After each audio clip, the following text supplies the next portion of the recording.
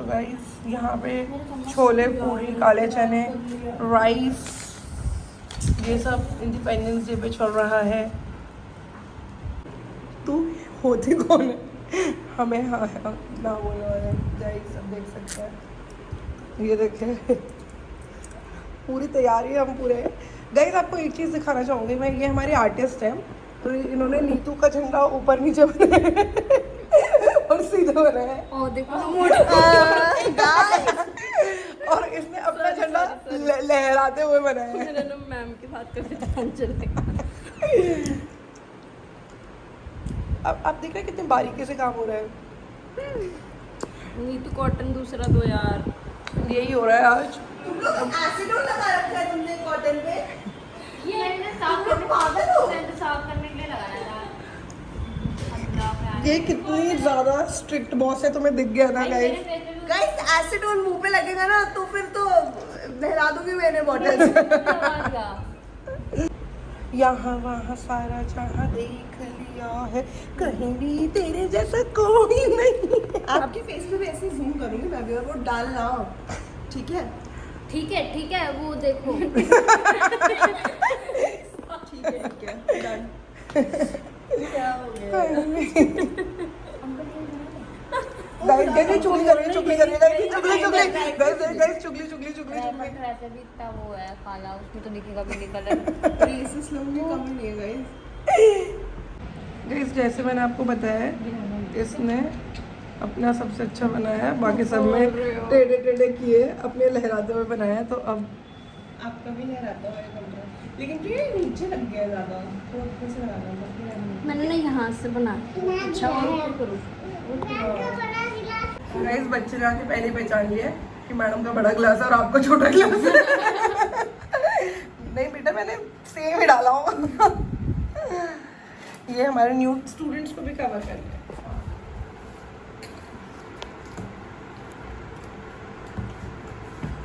Sir दर्द कर दिया स्टाफ ने। हाँ अब जूम कर करके लेती हूँ मैं। नीतू जैसे ये पानी आपने इसका भी है जो सामने मिल रही उनका फास्ट था ना तो क्या हुआ? आई तो गए मुझे थोड़ी लगा आगे नहीं। सॉरी भगवान जी। कोई नहीं, उसके पास में थोड़ा सा नाम को लग जाए। ये ब्लॉग डलना चाहिए ना, ये बता रही हूँ बस।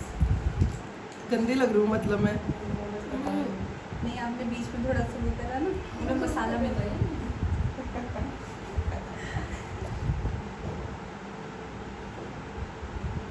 ये ठीक है। जय भारत जय जवान जय किसान, अंग्रेजों भारत छोड़ो, साइमन गो बैक।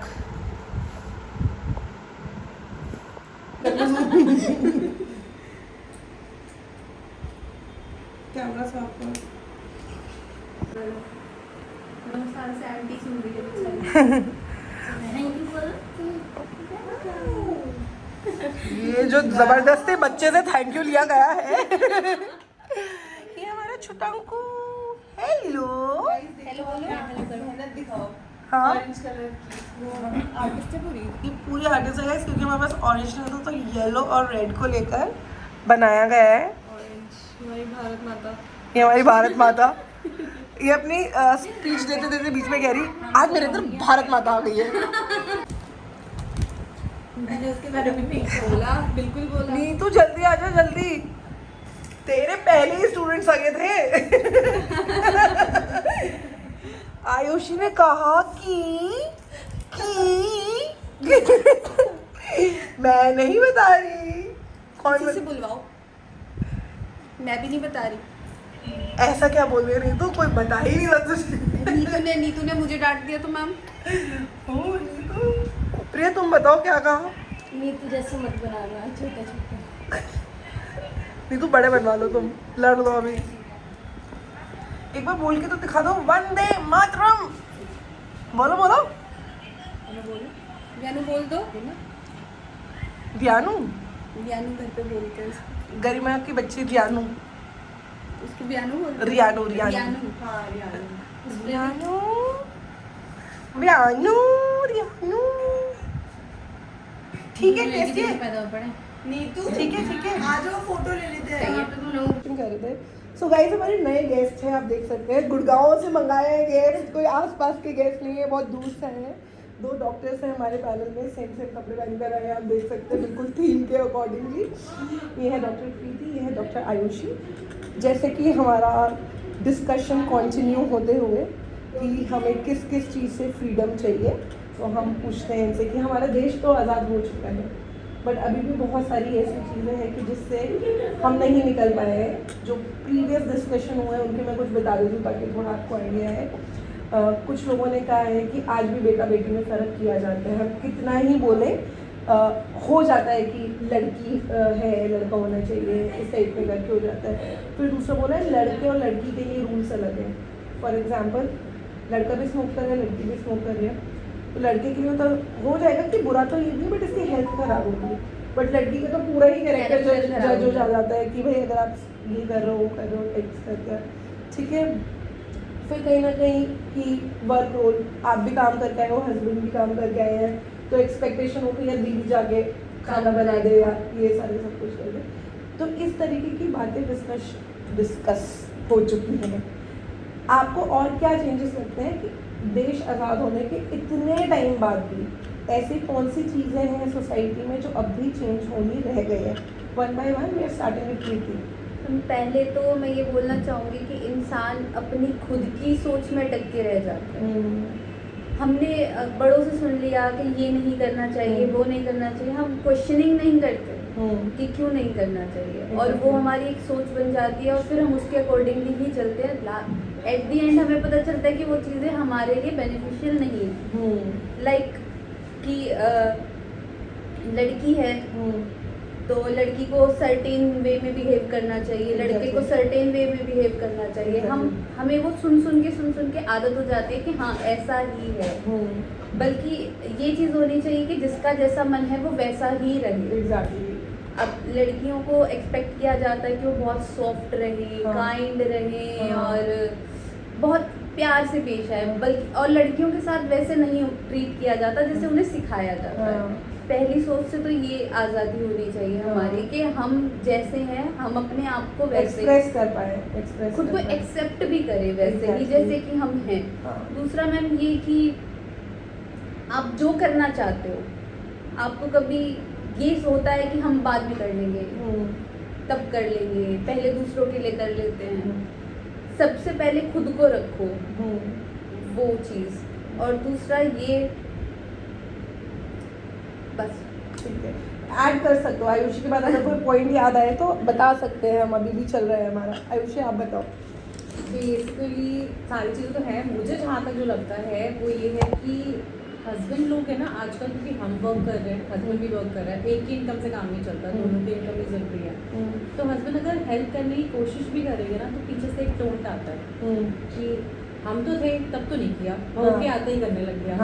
तो वो टोंटिंग वाली जो चीज़ है ना वो चाहिए कि इस चीज़ से इनकी मेंटेलिटी वो हो जाए। जब हमारे मदर ने एक्सेप्ट कर लिया कि भाई हमारी बेटी ने खाना नहीं बनाया है आज तक, तो हम नहीं चाहते कि हम कैसे एक्ट करें कि मेरे बेटे की बहू आएगी तो मैं उसको बोलूँ कि भाई तो खाना बनाइए। तो वही सेम चीज़ है, मेंटेलिटी वहाँ एक इन लॉज का होता है ना कि नहीं, सास जब तक सही है जब तक आप उनके अकॉर्डिंगली चल रहे हो। जैसे आप थोड़ा सा ट्विस्ट एंड करोगे ना उनको लगेगा नहीं बेटा हाथ से जा रहा है, खींच लो। एग्जैक्टली। ये चीज़ एक चीज़ मैम ये भी है कि शादी हो जाती है, हम लड़कियों से एक्सपेक्ट करते हैं कि वो अपना घर छोड़ करके आए, हमारे अकॉर्डिंगली एडजस्ट करें। लड़कियों के साथ वैसे एडजस्टमेंट नहीं की जाती फैमिली में। बेसिकली ऐसा होना चाहिए और कि ये कोई लॉ नहीं है कि लड़कियां ही घर छोड़ के आए।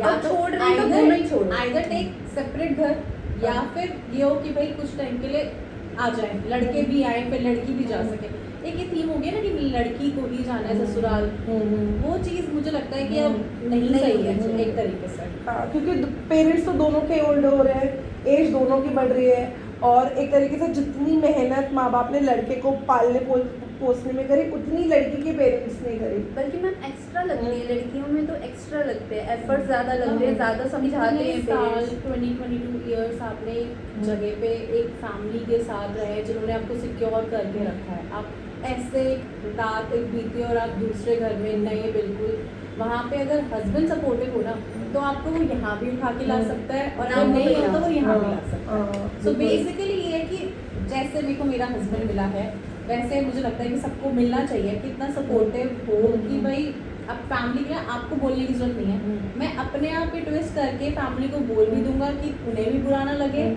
और तुम्हारा भी पॉइंट ऑफ व्यू क्लियर हो बिल्कुल, जाए बिल्कुल। अगर हस्बैंड का But बैक इस- होता है। हाँ, बट इस पॉइंट में मुझे लगता है कि वो तो बहुत अच्छी चीज़ है। जैसे हमने ना आपसे पहले भी जो बात चल रही थी कि हम लड़कियों को बहुत सशक्त कर रहे हैं।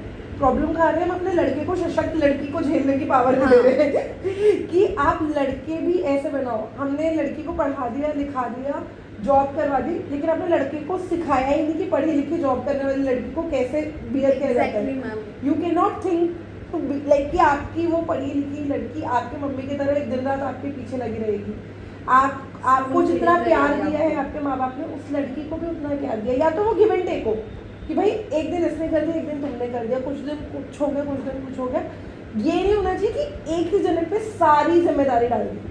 मैम वो चीज़ हो जाती है कि आपको घर में मेड भी चाहिए, कुक भी चाहिए और आपको काम करने वाली वाइफ भी चाहिए और वो सब एक के अंदर ही चाहिए कि वो आपकी माँ की तरह आपका ख्याल रखे। आप और उसके बाद तुम उतनी बिहेव time नहीं में बुरा ना कर करो। सकते। हाँ, उसके बाद तुम्हें अपना बिहेवियर बहुत अच्छा रख रहे हैं। सबसे मेन चीज़ ये है कि ये सारा करने के बाद गलती से आप थोड़े फ्रस्ट्रेट हो गए तो यार इसका तो मुंह ही बना देते हैं। मैम वो टेकन फॉर ग्रांटेड वाली बात आ जाती है बेसिकली लड़कियों यही के होता साथ। है कि क्या बोलते हैं कुछ बोल इसका मैं बोलूं। नहीं तो तुम कुछ कहना चाहोगे? सास सास के लिए बोल रहे हैं सब। वो चीज़ है ना बता मैम दो कि तुम्हें। अपने बच्चों को वो सिखाना चाहिए कि अगर तुम्हारी वाइफ घर में आके काम करेगी तो तुम भी उसके साथ हाथ बटाओ क्योंकि वो बाहर जाकर भी काम कर रही है। एग्जैक्टली तुम एग्जैक्टली। पूरा नहीं कर सकते बट एटलीस्ट तुम उसकी थोड़ी बहुत हेल्प कर सकते वो हो। आजकल बीवी आने के बाद अगर कपड़े सुखाने भी ऐसे चले जाए ना तो पीछे से एक तो उठा देता है। हमारे टाइम में तो नहीं किया था, हमारे टाइम में मैम एक चीज़ है बीइंग अ मदर, मैं ये है कि मैं अपने बेटे को इस तरीके से रख रही हूँ कि ये नहीं बोलना कि नहीं लड़के रोते नहीं है, हाँ हाँ कि नहीं लड़कियाँ रोती है लड़के रोते नहीं है, वो मुझे डिफ्रेंशिएट करना ही नहीं है। तो मैं हाँ, अपने exactly. बेटे को उसी तरीके से बड़ा कर रही हूँ कि मुझे जो पता है कि वो- इमोशनली भी मैच्योर हो। हाँ प्रॉब्लम पहले के टाइम जो मुझे लगता है पहले के टाइम पे जो मेन प्रॉब्लम रही ना कि बच्चों को मैच्योर ही ऐसे किया जाता है कि यू आर अ गाय, रोना नहीं है, यू आर अ गाय, ऐसे नहीं बिहेव करना। तो लड़कों को आपने शुरू से इमोशंस दबाना दिखा दिया। लड़के ने घर पे भी नहीं देखा कि पापा मम्मी को लव यू बोल रहे हैं, उसने घर पे भी नहीं देखा कि पापा कोई चीज़ बोल रहे हैं, उसने घर पे फादर फिगर ही स्ट्रिक्ट देखी। तो वो धीरे धीरे वो वैसे बन गया। उसको ये नहीं पता चला कि भाई उसको अपनी वाइफ को बहुत अच्छे से रखना है, एक्सप्रेस करना है। प्लीज़ प्लीज़ जितने लड़के देख रहे हो, जिनके लड़के हैं, अपने लड़कों को एक्सप्रेस करना सिखाओ। जितना गुस्सा और फ्रस्ट्रेशन आप एक्सप्रेस कर लेते हो ना उतना प्यार भी कर लो। आई गेस वो मेरे को लगता है 50% हो जाएगा तो आधी लाइफ सुधर हाँ, जाएगी। लोगों का रोना मतलब ये नहीं है कि वो डाउन है बंदा हाँ। कि हाँ वो स्ट्रांग नहीं है, ये नहीं है। पर अगर आप यही बोल रहे हो लड़कियां रोती है तो आप बच्चों को स्टार्टिंग से ये सिखा रहे हो कि नहीं लड़कियां कमजोर है तुमसे, तुम लड़के हो, तुम हैवी हो, तो वो आगे जाके उन्हें क्या है कि उनको कंट्रोल करने की कोशिश करते हैं। यहाँ एक चीज़ की एक लैग स्टार्टिंग हो जाती है उस चीज़ की, वो डिफरेंस एक वो चीज़ भी होती है मैम कि मोस्टली फादर अपने बेटे को ये बोलते हैं ये मत करो, ये चीज़ लड़कियां करती हैं एग्जैक्टली। एंड उन्हें टीज किया जाता है लड़की लड़की हाँ। की तरह कर रहा है, लड़की की हाँ। तरह रो रहा है, कैसे लड़की की तरह कर रहा है। तो उस चीज़ से मुझे लगता है कि लड़कों को ये लगता है कि लड़की होना गलत है, लड़की होना बुरी बात है, ये कुछ कमी होती है लड़कियों में। एग्जैक्टली वो एग्जैक्टली। पॉइंट नहीं रखना चाहिए हमें बच्चों के सामने। और एक और चीज़ भी है कि हमें अपने बच्चों से एक्सपेक्ट नहीं करना चाहिए कि हमारे बच्चे हमारे साथ रहेंगे अपनी बहू को लेकर। जब हम अलग- लोग की जनरेशन में हम सोचते हैं कि हम अलग रहे तो कैसे Separate- एक्सपेक्ट करें कि हमारे separate रखो बच्चे भी दोनों हमारे को। साथ रहें। मैम इतना करो, आप अपने बच्चों के सामने बीइंग अ हस्बैंड वाइफ का एक लव यू वर्ड भी बोलना है, केयरिंग भी बात, अगर कोई चीज़ बुरी लग रही है तो भी सारे बच्चे को सारी चीज़ बताओ। ऐसा नहीं कि तुम उनके सामने बैठ के पी नहीं सकते हो या तुम उनके सामने बच्चों के सामने बैठ के किस करोगे तो वो कैसे है क्या है, वो मतलब वो चीज़ नहीं करनी है। तुम जो चीज़ छुपाओगे बच्चों को, वो बच्चे इतनी जल्दी ग्रैब करते हैं कि ये चीज़ तो कुछ है। बाहर से कुछ और ही मिलता है फिर उन्हें। मतलब कि बेसिकली ये होना चाहिए कि अगर कोई ऐसी चीज़ भी है तो उसकी नॉलेज, ये नहीं है कि आप बच्चों को पीना सिखा रहे हो बट उसकी नॉलेज कि क्या है कैसे है वो घर से हो, ताकि ये ना हो कि कोई थर्ड पर्सन उनको इन्फ्लुएंस कर जाए। हाँ। क्योंकि बच्चा फिर चुप के लेगा हाँ, सारी कि चीज़ें। कोई थर्ड पर्सन उनको जाके इन्फ्लुएंस कर जाए, वो वाली चीज़ नहीं होनी चाहिए। बेसिकली होनी चाहिए कि जैसे मेरे को टेलरेट ये लगता है कि हम स्कूल में कुछ फ्रेंड्स थे, लड़के भी थे उसमें, कभी रात को जाते थे ना, लेट हो गए तो देवर लाइक यार घर पे पता चल जाएगा, यार घर पे पता चल जाएगा। And me and Ekta were so secure कि सबसे पहले घर पे बता दो कि अब लेट है तो घर पे बता दो। तो इतना वो होना चाहिए कि बच्चे अपनी बात बता सके कि अगर वो लेट भी है या कोई दिक्कत भी है तो फिर बता सके। मतलब मुझे ये लगता है कि इतना बच्चों के साथ ओपन होना चाहिए कि बाई चांस कुछ गड़बड़, फॉर एग्जाम्पल बच्चा किसी चीज़ के लिए डर रहा है, डर जो हम आजकल बोलते हैं सुसाइड रेट बढ़ गया, ये बढ़ गया, क्यों बढ़ गया है? अगर वो आपसे बात कर सकता, अपने फियर्स बता सकता तो मेरे वो सुसाइड नहीं करता। तो और वो लीव उतना दो। मैम वो ना बच्चों की गलती नहीं है, पेरेंट्स की गलती है, क्योंकि वो पेरेंट्स उतना ने frank कमाने नहीं हो पा के रहे लिए, ना। बच्चों की कमाने के लिए अपने आप को इतना बिजी कर लिया कि बच्चा ओपन ही नहीं हो पाएगा। ओपन कहाँ से होगा? दोनों जगह से बच्चे को हमें करना है ना, बच्चे को हम सिखाएंगे ना सारी चीज़ें। अगर हम ही बच्चों की बात नहीं करेंगे, बैठ के आएंगे फोन में लगे रहेंगे, तो बच्चा कोई चीज़ सीख रहा है। एग्जैक्टली। वो फैमिली टाइम होना चाहिए कि तुम एक टाइम दो फैमिली को, वही संस्कार वाली चीज़ हो जाती है कि तुम फिर वो जज होता है सामने से, इसमें एक पॉइंट संस्कार ये भी नहीं है। आता है कि हम कई बार देखते हैं कि बच्चे ज़्यादा दोस्त नहीं बनाते, दबे दबे से होते, तो पेरेंट्स को बोल देते हैं ये तो इसके दोस्त ही नहीं है, ज़्यादा बात नहीं करते, खोया खोया। आप उनसे फ्रेंडशिप करो ना। अगर आपने ही उन्हें वो एनवायरनमेंट नहीं दिया कि वो अपनी सारी बातें आपसे कर सके, तो वो फ्रेंड्स भी नहीं बनाएगा, क्योंकि पता ही नहीं फ्रेंड्स होता क्या है। बेसिकली जब हम बच्चे को लेबल कर देते हैं, for example if someone is silent, हम पहले शाय है, आप अपने वर्ड्स बहुत सिलेक्टिव रखो। आप बोलो सिलेक्टिवली ओपन होता है बच्चे के, ठीक है, आप थोड़ा टाइम लगता है। जब आप बच्चे को लेबल कर देते हो ना कि ये तो शाय ही है, ये तो यही है, तो वो कहीं ना कहीं बच्चे की, जो हम कहते हैं ना, जो बचपन में हम सुनते हैं, कहीं ना कहीं वो हमारी सच्चाई बन जाती है। तो आप बच्चे को बचपन से बोल रहे हो डफर है, याद ही नहीं होता, तो उसके दिमाग में जाएगा मुझे तो याद ही नहीं होता, उसकी पर्सनैलिटी वैसी बन जाएगी। तो स्टॉप लेबलिंग। अगर आपका बच्चा बहुत शैतान है, इमेजिन बहुत वो है, तो रादर देन कि ये जिद्दी है, मानते नहीं है, यू कैन से कि he is highly active, and फिर आपको उसको कोई ऐसा स्पोर्ट्स में एडमिशन करा दो जहाँ पे वो अपनी एनर्जी को ढंग से यूटिलाइज कर सके, डिसिप्लिन ला सकते हाँ। कुछ।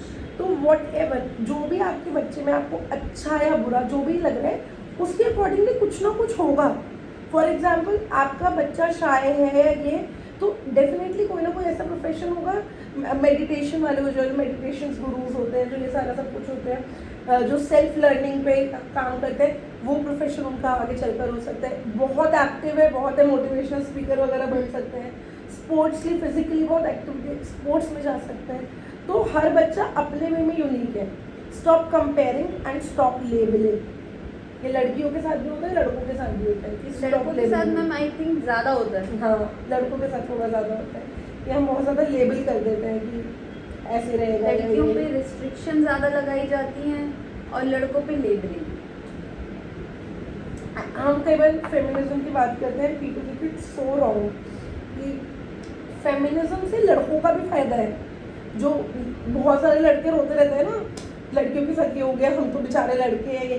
तो अगर फेमिनिज्म आता है, feminism is not a bad word, people are using it badly, people are using it for any particular thing, ठीक है। फॉर एग्जाम्पल जैसे लोग बोल देते हैं अच्छा तुम तो फीमेल्स हो, तुम्हें तो सीट मिल जाती है, तुम तो ये हो, तुम्हें ये हो जाता है। तो अगर फेमिनिस्ट वाली जो फेमिनिज्म वाली चीज़ें आएंगी, वो उतना ही लड़कों को बेनिफिट करेगी, उतना ही लड़कियों को बेनिफिट करेगी। जब आप एक्सपेक्ट करते हो ना कि भाई बीवी भी कमाने वाली इतनी ज़्यादा आ जाए, तो आपको हाउस वाइफ ना मिले या वो घर बैठ के ये सारा सब कुछ नहीं करे, अगर ये सारी चीज़ें आएंगी तो आपकी वाइफ भी आपको उसी तरीके की मिलेगी। स्पेशली जो लड़के होते हैं कि लड़की पढ़े लिखे नहीं होनी चाहिए, फिर उनकी बीवी की जब तबीयत खराब होगी तो फीमेल डॉक्टर घूमते फिरेंगे। फिर उन्हें फीमेल डॉक्टर चाहिए, डिलीवरी करानी है तो गायनी उनको हाँ। फीमेल चाहिए। तो आप लड़कियों को पढ़ने ही नहीं दोगे तो कहाँ से फीमेल डॉक्टर्स आएंगी, कहाँ से इस तरीके से होगा कि भाई आगे दुनिया बढ़ेगी। तो ये भी है कि जब प्रेग्नेंट होता है तो सामने वाला बंदा सोचता है कि यार प्रेग्नेंट हो गया 2-3 महीने, इसको ना दवाई दिला दो, इससे बच्चा लड़का होगा। उनकी अभी भी ना जनरेशन में हमने ये डिस्कशन किया है आपसे पहले, जो बैच गए कह रही हूँ, आपसे पहले जो हम सब मिलकर कर रहे थे, ये हमने ये डिस्कशन किया है कि इट कम्स डाउन टू बहू। पहली बात तो हमें पता है कि बहू पे कोई है ही नहीं। एज कपल भी आप करो अगर लड़के के हाथ में भी तो ऐसे थोड़े कि वो अपनी मर्जी से कर सकता है वो जिसमें होता है ना तू दूसरी शादी कर दे क्या पता तब लड़का हो जाए व्हाट इज दिस यार मतलब ये तो क्या ही वो लोग कितने एजुकेटेड रहेंगे उन्हें पता है कि लड़के में ही है जो आ रहा हाँ। है, लड़कियों के पास तो एक्स ही है। एग्जैक्टली तो वो वाली चीज और यार आज के टाइम पे मतलब कोई भरोसा नहीं लड़का कैसे निकले लड़की कैसे निकले बेसिकली मैम हमारी जनरेशन जो है ना वो ये चाहती है कि लड़कियां हों हमारी जनरेशन, क्योंकि उन्हें पता है लड़के फिर भी बैक फुट पे होंगे वो लेकिन इतनी value लड़कियां नहीं दो करते घर हैं। संभाल लेगी। हाँ बिल्कुल लड़कियां हमेशा शादी के बाद भी अपनी फैमिली का साथ नहीं छोड़ती, अटैच रहती है। तो मेरी जनरेशन मेरे मतलब हम लोग की जनरेशन का ये थिंग है कि लड़की ही हो जाए। मेरे को तो ये लगता है कि भाई जो भी हो इमोशनली बहुत मेच्योर हो चाहे वो लड़का हो चाहे लड़की हो उसकी अपनी तरफ से क्योंकि हम जो कहते हैं जो शुरू का ब्रेन बनता है ना जब वो छोटे में होता है वो घर से ही बनता है और हमारे बोलने से नहीं बनेगा हमारे करने से बनेगा क्योंकि बच्चा बोल के तो सुन लेगा बट हम क्या कर रहे हैं हमारा बिहेवियर कैसे है हम आपस में कैसे रह रहे हैं हम अपने बड़ों को कैसे रिस्पेक्ट कर रहे हैं या हम कुछ कह रहे हैं तो हमारा हस्बैंड सुन रहे हैं वो बात द पॉइंट इज अगर हमें हमारे हस्बैंड ऐसे कह रहे हैं ना चल नहीं करनी बात बच्चा भी कह देगा नहीं करनी बात क्योंकि बच्चा देख रहा है वो ऑब्जर्व कर रहा है सारी चीजें बहुत जल्दी समझना हाँ, सीखते हैं। तो वो सारी चीज़ें ऑब्जर्व कर रहे हैं तो इमोशनली मेच्योर बच्चा होना बहुत ज़रूरी है अगर बच्चा इमोशनली मेच्योर है ना तो बीट लाइक मम्मी बीट पापा बीट लड़का हो बीट लड़की हो बीट एनीथिंग घर का माहौल ठीक ही रहेगा वो आगे जाके देख ही लेगा आप बच्चों को ऐसा बना दोगे ना जैसे बहुत लोग करते हैं घर की बातें बच्चों को मत बताओ हाँ। ये चीज़ें बच्चों के सामने मत करो एक दिन तो उसको दुनिया ही फेस करनी है ना मैम ये चीज़ सबसे ज़्यादा होती है कि कुछ भी रॉन्ग हो रहा है सोसाइटी में बच्चों से हाइड कर लो हाँ कि दुनिया बहुत अच्छी है दुनिया बहुत अच्छी है ये दिखाओ कभी That उन्हें is- गलत चीज़ मत दैट दिखाओ इज द मेन रीजन जो आजकल सुसाइड रेट डिप्रेशन और इतना सारा बच्चों में हो रहा है that is the main reason पूरे मतलब आप ये लोगों बचपन से लेकर 12th तक मैं बोलूँगी आपने रखा सेफ एनवायरनमेंट जाने ही नहीं दिया लोगों को कुछ करने ही नहीं दिया रोटी भी सबसे सॉफ्ट वाली बच्चों को खिला रहे हो एप्पल भी कट किया तो छिलका हटा के आपने बच्चों को वो किया उसकी जो शुरू के एनवायरनमेंट रहे वो मम्मी पापा चाचा चाची कहते दादा दादी जो बिल्कुल प्यार बरसा रहे हैं बच्चे में एक दिन वो बाहर दुनिया में गए एंड देन पता चला कि दुनिया तो बहुत बुरी है देन धोखे हो रहे हैं बिट्रेल्स हो रहे हैं दोस्त बुरा कर रहे हैं दोस्त मजाक उड़ा रहे हैं एंड वो ले नहीं पा रहा वो चीज़ तो जब बच्चे के साथ छोटी फर्स्ट सेकेंड क्लास में 19-20 चीज़ें हो अनटिल अनलेस वो जानलेवा है अनटिल अनलेस वो